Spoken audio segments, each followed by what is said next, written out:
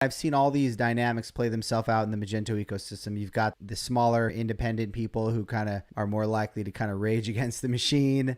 And then you've got the partners who are more likely to kind of toe the company line. Where is the truth in the middle of that? Truth is somewhere in between.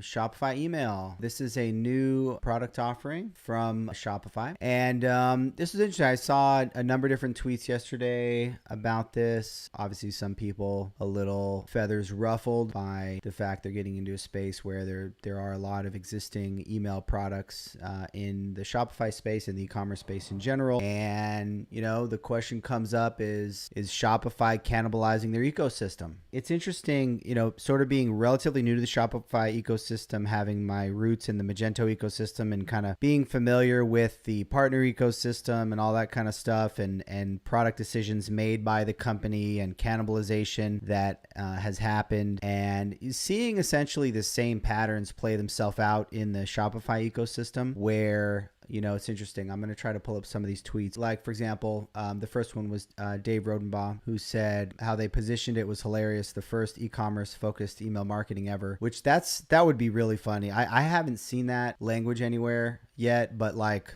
that's a little weird. Like, really? This is not the first e-commerce focused email marketing ever. But yeah, and Dave has an email product. See if I can pull it up here on the old bio. Yeah, Recapture, right? So this is something that is, you know, people that have email products in the space potentially competing with. But you know, one of the patterns that I saw was Shopify partners are, you know, sort of more quick to say, well, hey, listen, let's not get worried about this. You know, this is for the lower end of the market. This is for the basic Shopify users, and they're not really competing with products like Klaviyo and things like that. They don't have that robust solution that is needed for the Shopify Plus type of customer. You know, and again, I've seen all these dynamics play themselves out in the Magento ecosystem. You've got the smaller independent people who kind of are more likely to kind of rage against the machine.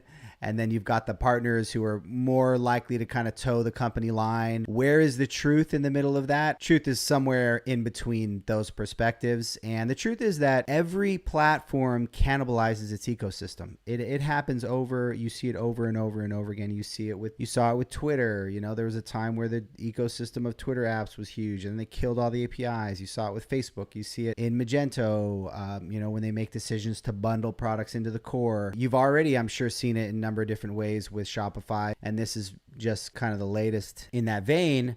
And, you know, not being as deep in the Shopify ecosystem, I don't know quite as much about it. You know, there's obviously good and bad ways to handle these decisions, and they may have handled these types of decisions really, really well in the past, and maybe this one they're going to handle really well. But, you know, it's the job of a platform to grow. So if you're Shopify, you're building a platform, it's your job to continue to evolve your product. 9 times out of 10, the best direction to evolve your product happens to be the ecosystem products that are the most successful, right? It's just the way it is. Obviously, a platform is going to have its core competency, and ideally they're going to stick to it, but they're going to have to evolve. Products sort of have to grow. It's like axiomatic to products, I guess. So anyway, that's what's going on there. As far as the actual specifics of the functionality, you know, you can, I'm sure, find out more about that later. It does seem like it's relatively straightforward functionality for getting started. I had another interesting Twitter thread that was on this topic here. This is from 2PM Inc. And then again, this is kind of that perspective I talked about already. It won't really compete with Klaviyo though. It fills in a gap, but nobody has switched from Klaviyo to Shopify email, built for different purposes. My thoughts are in Adweek, and he has an article